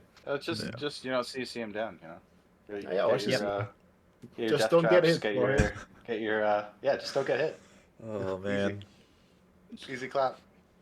So, And I think you can pretty much do that same thing repeated for World Tier 4, just about. Okay, but like we're not there yet. Like then, Okay. okay, Nightmare you do the Dungeons, PvP then zone. after You have Oh your yeah, Nightmare sacred Dungeons. weapon. Sorry. Yeah, and then So- you have your sacred weapon. And then do you start Nightmare Dungeons? And if yes, or do you do like the whispers to get the keys, or Get the what do you do? whispers. Whispers. They buffed whispers. Yeah. Yeah, but you New don't want to whispers. open the whispers. Like if you get a couple, you don't want to open them until you're level. I think, is it You can open them. 48 or Generally, 50? a lot of the PvP stuff is part of the whispers. So just Yeah. by farming in the PvP zone, you'll likely be filled, if not already all filled up on whispers. Depending on what is rotating at launch, it may just be some of the dungeons that we're already clearing. You'll be able to get, whispers that way. But yeah, so it's you're going to want to do that to get your first sigils and then start running Nightmare Dungeons once you have your sacreds equipped.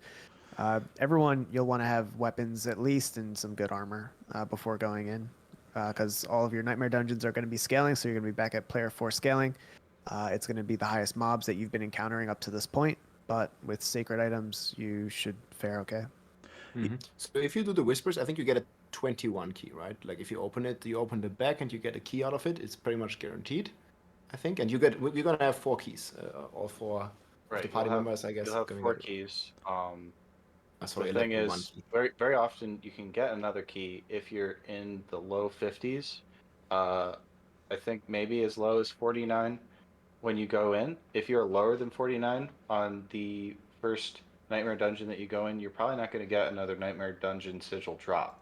So you may want to consider like pushing back your first Nightmare Dungeon until one, you're comfortable going into the Nightmare Dungeon, and two, so that you're high enough level that you think that you'll start getting the sigil drops.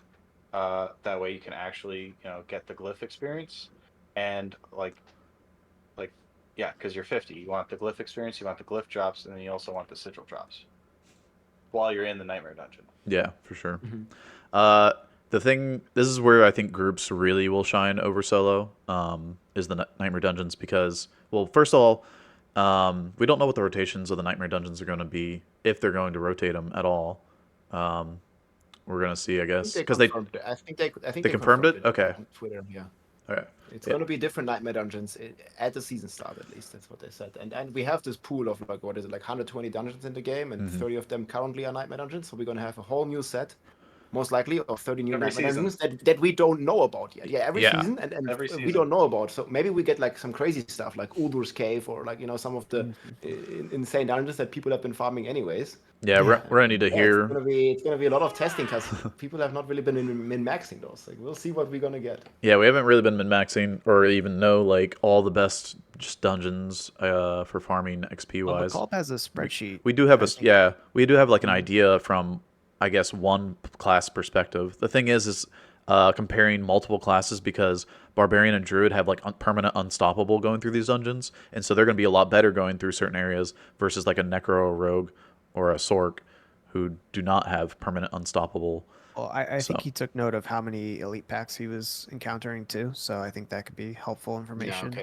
that's some insane data. Yeah. And obviously, like, we might get like a new champion's demise. Like, you guys remember, like, when I first like blasted the 100 there, and we started farming champion's demise. It was just so good. Like, there was like so many elites before they nerfed it. And who knows what the next dungeon like that might look like. Maybe there is some dungeon, and that's gonna maybe become a nightmare dungeon with like 3 pedestals or something, and like a very efficient split. And like you said it earlier, like then we're gonna, like, groups are really gonna like fly ahead if those dungeons exist. Yeah, it's tough to guarantee Nightmare Dungeon, what you're going to be actually running. It's tough, but it's going to be sort of trying to weigh the scales between is it better to just go with the consistent dungeon that you can spam over and over, or try to get the extra bonus from the Nightmare Dungeon, get your glyphs leveled while you're also getting decent XP. Yeah, it'll be interesting to see. Just not being able to guarantee which dungeon you're running with Nightmare Dungeons could cause a lot of variability between teams, and you'll see how the different teams handle that. Yeah, for sure. Like I was saying, it's going to outshine solo classes being able to pick and choose like the more the better affixes, the better dungeons, and you're gonna be able And 4 to choose from. yeah, every 4 to time. choose Yeah. from every time. Yeah, and Mhm. if two people have a good one, well, guess what? You get to line up the next one you're gonna do right after you finish. Whereas the solo person has to like go through and figure out, okay, which ones did I get out of this dungeon to help me for the what I'm gonna do next. And so there's gonna be a lot of, I guess, just time loss in figuring out what you want to do as a solo player, and also only having 2 days to figure out which are the best dungeons for you to do is going to be I hard to mean, maybe we memorize. don't even maybe we don't even have 2 days because the way I understand it, the patch is gonna hit, and when the season comes, the rotation changes. So maybe we're just gonna like We're just wing going it, to like we're roll it, gonna yeah. we're just gonna roll it. Like, oh, you get some nightmare dungeon key. Like, who knows what it's gonna be? Yeah, just memorize all But it's 120 gonna be dungeons. interesting. This one's crap. Yeah. And Easy But I class. think this makes the race like so much more interesting if you can't like prepare everything. Like there's Yeah. still this like question marks, like a little bit of mystery, like maybe Mm, this works, maybe yeah. that works with the hearts as well, and then now with the nightmare dungeons. I think that's awesome.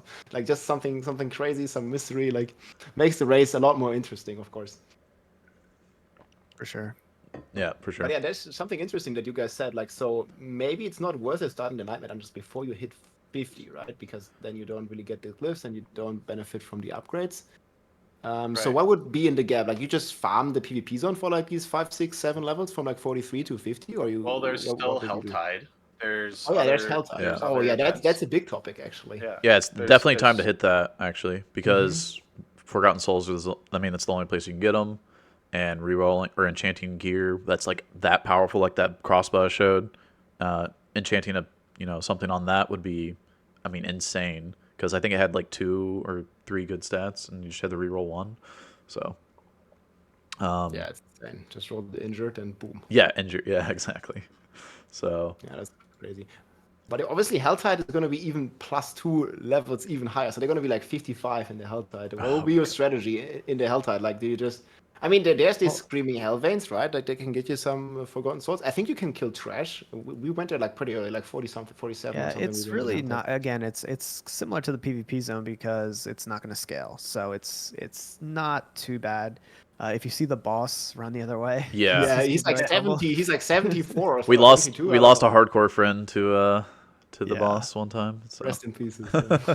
But it's gonna be less efficient for XP, but you really can't. The Forgotten Souls are irreplaceable, so depending on the rotation, if it fits into your route, if you see a Helltide pop up, it's definitely beneficial to at least stock up on some souls. Yeah, and you also get a lot of elixirs and a lot of legendaries that you might need from the build. Like Yeah, out it's of good those stuff. chests, like I Yeah. think we opened like actually 2 mystery chests that we got like 6 elixirs each or something. And while I was on the Necro, I actually got like the max resource elixirs I could use for the next Capstone dungeon and stuff. Oh, It was perfect. fucking, That's so it was good. really that's so sick, dude. Yeah. good. Yeah. So Um, and you can share those, right? Like the elixirs, they are not a compound, so there's Yeah. like big advantage for group as well. Like you get like if you open the mystic chest, like you get like 6 elixirs on like 4 players. I mean, chances are pretty high you're gonna get some good ones. yeah, for sure. Right. You want to get the lucky hit on the rogues, and you want to get the resource, max resource on the necros. 900 Um, armor.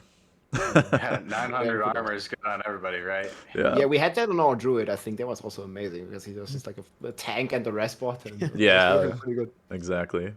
So yeah, I also feel like 100%, man. That Helltide, like maybe between those levels before you transition into Nightmare Dungeons, is the play. And I mean, you're gonna get it there because it's gonna take at least some time to level from like 43 to like 50. Yeah. The thing is if you're there early, you probably won't see anybody. So. I think the last one that you got to think about is Legion events and the world boss. And I don't think Legion events are necessarily worth it until more people get into tier 3. So if you're running like kind of mid pack or maybe not like the spear tip of those 100 pushers, then Legion event could be really really good catch up mechanic. If you are like trying to push the content and you're trying to shoot for that top 100 first 100 slot, then you're probably not going to have enough people in the area to make that content worth it. That's a good point. Yeah, I think you even fail it, right? Like I remember doing this in It's some of the possible to testing fail it. phases where there was like 10 players in the entire world, and it was like, well, yeah, okay, it's pretty rough doing the Legion event, completing it at a low level if there's no players there. So yeah. Yeah. But World Boss, like, I World never Boss- tried it. So thinking about World Boss is personally, now that they've buffed Whisper Trees, I don't think it's worth it until you get to tier 4 and other people are in tier 4. Because you get the Worldtier, the World Boss drop, the Grand Cache, once a week, right? True. So you want that Grand Cache, you want the biggest cache that you can get. You don't want to, use it way too early when you're low level. You want to get like the best item drop that you can to provide you with that last boost that you need. Yeah, I think World Tier 4 is definitely the place to be doing that, for sure. Yeah, I haven't really thought about World Boss. In my book, it was just ignore it. Like blast 100 first, do World Boss later. Like, Yeah. It's probably not worth yeah, it but what do unless you even need. get there? I mean, you get the cash, okay, you get some legendaries, but it's not worth it. You can just do the You'll dungeon if find you get more legendaries. legendaries just doing dungeons. Yeah, exactly. Yeah. And you get I XP. Like in the World Boss, you don't get anything. Like there's no XP there, as far as I know. Maybe Well, you you don't. can kill it in like 2 hits, you know. You get a unique like cosmetic if you just like a 1 in 100 chance to drop it or something like. Not gonna I give don't any see XP. what they're gonna do to change the world bosses. I Yet, don't see guys, any you know? incentive to do world bosses. Yeah. And that's why on I think launch, they're gonna add something. That's what I'm thinking. That Maybe, would be maybe. interesting. We'll I mean, they do need to spice up the world boss fight for sure. Yeah. It's a loop So- pinata. They It gotta is. change something, right? Yeah. I mean, we'll see what they do. But okay, so you and then like let's say you're 50. You did some Helltides in between. You did some PvP zone to get some gear, and now you're 50 and you completed some whispers. You got your first sigils. Like I usually I think they're level 1 out of the 3. Maybe Yeah. they can go up to like 3. But I think okay. I mean, you should be doing as low as possible, right? Because like there's no reason to do tier 3. Like just do tier 1, right? Yeah, okay. So when it comes to like hitting 50, you start getting Paragon points, and you're thinking, oh, should I do the Renown to get those 4 Paragon points? Oh yeah. It's not worth it. Not at all. So you have 900 Paragon or 900 Renown to get the second skill point. To get that next 1100 Renown is going to take way too much time away from leveling and just getting another level versus getting the 4 Paragon points from the Renown. So Yeah, 100%. Just for context, like when I did my 52 hours 100 on launch, I also didn't do any of my. I mean, I did +3 in all areas, and that's what I would recommend doing now as well because you get 2.5 already. So you just do like a couple strongholds in every area, and you're done pretty much. Yeah. And then you just ignore renown if you want to have a chance to be like an early 100 because otherwise it just takes way too long. And it takes way longer to do the renown for like what is it? 4 Paragon points per region, then just do another level and be like +1 level in the same time, and you get the same reward anyway. yeah. So another it's just like world bosses, just ignore it. I think. And since we're coming up toward the end of the podcast, I did want to mention, since we haven't mentioned this, they've mentioned this too, that you want to log in with the character that has the most progression or characters that have the most like progression done for you, so that you can skip the campaign, so you can have all your altars that you have collected across your various characters, and map exploration. Like that will all carry over. Make sure you log in after the patch hits. So maybe you want to log in on the 19th or something, and get that in. But I think here we've kind of come to a good point to where you get nightmare dungeons to level up to the level you need. At that point, go World Tier 4 or go do the Capstone of World Tier 4. And once again, you're doing nightmare dungeons in World Tier 4 because of how much they've buffed the XP. Yeah, And, if you still have a few minutes, like yeah. when would you think would be the best time to transition to T4? So you're starting at 50, you're starting the Nightmare Dungeon grind, obviously, and Yeah. you're getting some upgrades, you're getting some glyphs, and then like I think the capstone is like 70. 73? Yeah. Oh, 70, yeah, okay, 70. So which character level roughly do you guys think would be? I mean, not the minimum, like a comfortable kind of level. Or when do you it, and when would you recommend doing it? Yeah, good question. So we've tested some things at like 52. The B-Truth tried the Necro at 52. I Wasn't think fun. Yeah, it was pretty brutal. I got close a couple times, but with no movement speed and no defensive stats, uh, and just a big sword, I mean, you're not going to be able to avoid all the mechanics. So I think it depends on the gear you get. If you have some really like if you have all like that crossbow, for example, if you have stuff like that across everybody on your team, I think you could probably do it earlier. But a safe bet would be like 55, 56, 57, around those levels. Just like the first capstone where we were talking about like doing it at 36 versus 50, kind of the same level difference here. Except we're talking about doing it at like 38 for the season, so about 12 level difference. So about that same level difference for the next capstone. I think Is 58 reasonable. is comfortable. Yeah. 58 And I is guess ideally comfortable. you would be like, I mean, like most sacred items by that point. At least armory and weapon. Maybe not the jewelry pieces that you might have imprinted some stuff on. I remember I Correct. had those in normal still, but like weapon and the chest and like the big armor pieces. I think it's really important to have those sacred before you attempt the T4 capstone dungeon. Yeah. Well, Agreed. then you transition, like you beat the boss, and Yep. in T4, like just to really quickly touch on like what do you do when you go T4? I think it's very similar to Tier 3, or is there like any differences that you guys do? It's almost the same. It's pretty much the same. Yeah. Kor Worldtier. Dragan, up to do like what is it, like 63 for sacred, so like 60 No, until it's only 61. 60. It's only It's 60. only 60 for ancestral. Oh, it's Yep. only 60. Yeah, Mhm. yeah. So Yep. you're always gonna be almost there, like 62 Kor Dragan, or like 59 Yep. or something, and then Once you get to 60 and you can get your drops, yeah, you can move out of there. If you're in hardcore, I probably wouldn't even bother moving to tier 4 until you are 60. Hmm.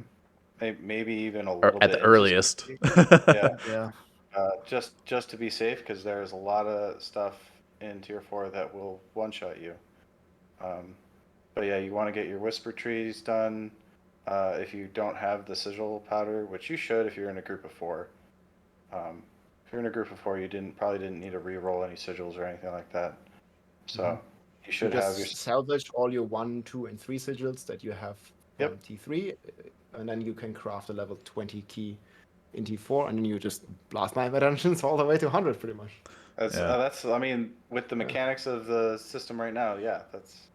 Yeah, I mean, if they don't change this like resetting strat, obviously, like you're just gonna whatever meta dungeon is gonna come up after a couple hours, that's when you're gonna run 4 mana to 100. Yeah. Yep. We'll see. Yeah. It'll be good.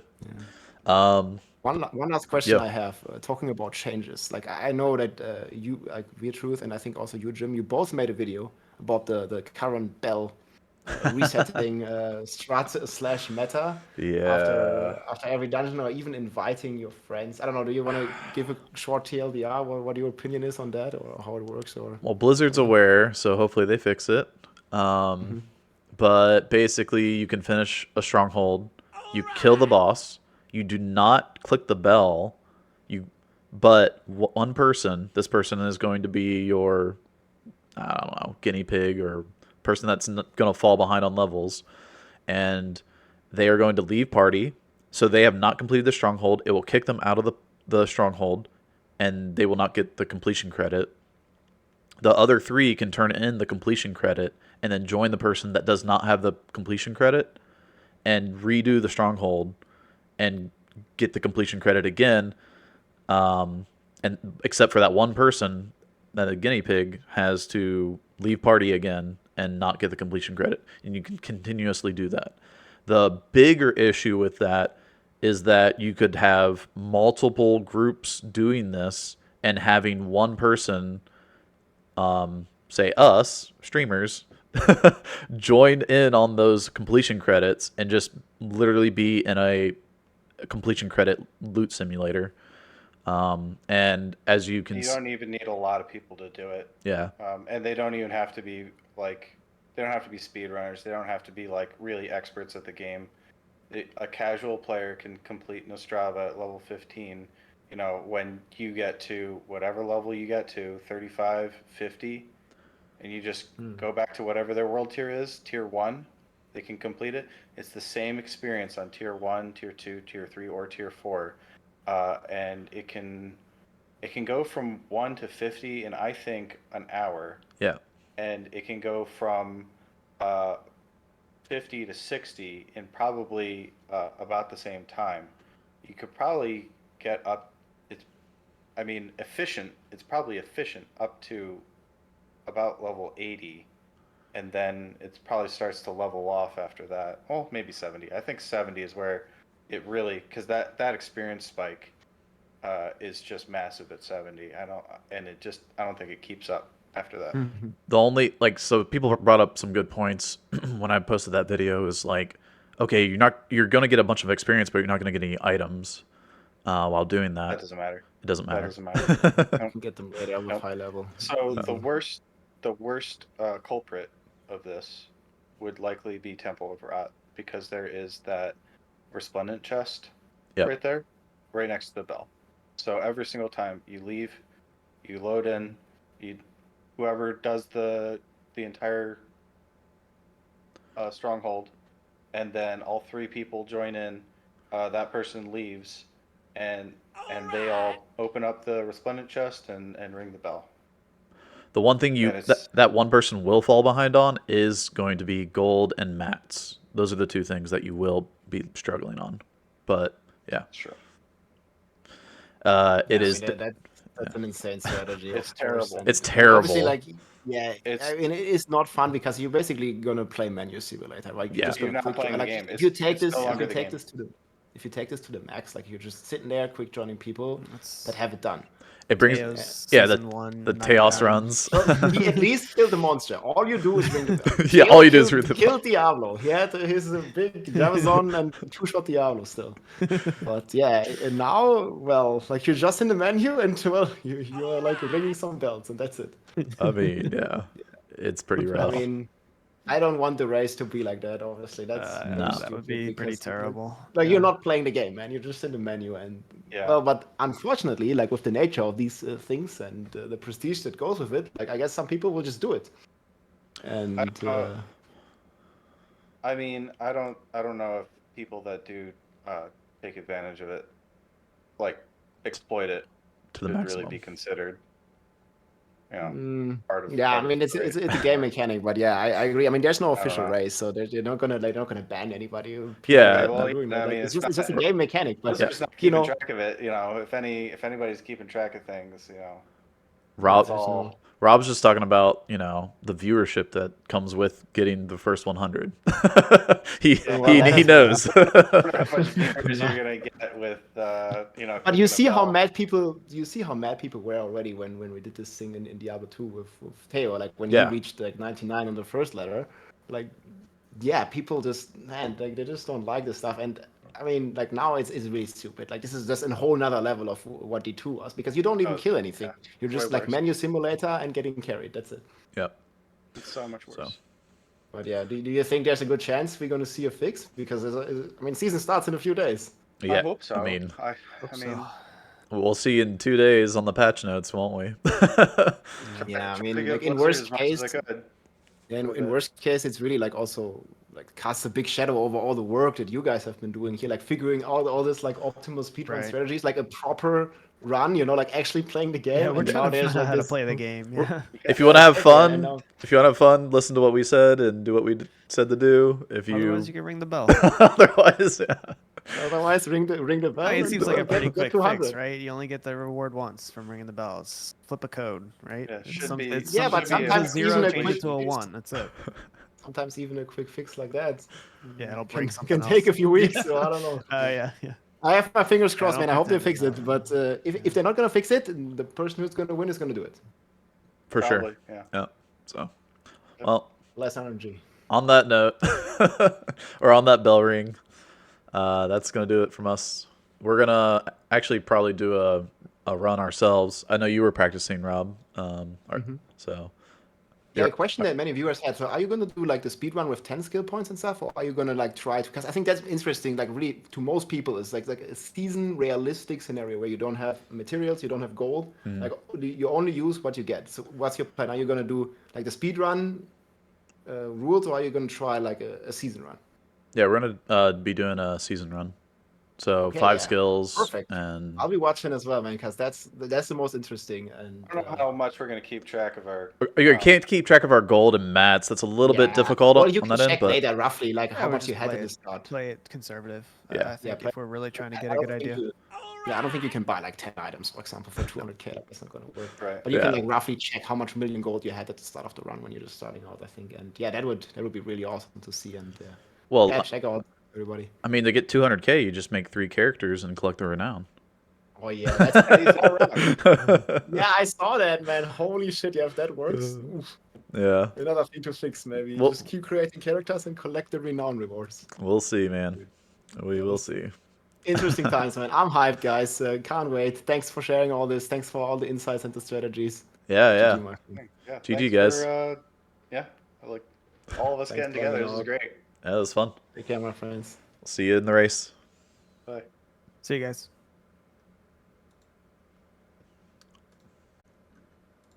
Well, that was fun.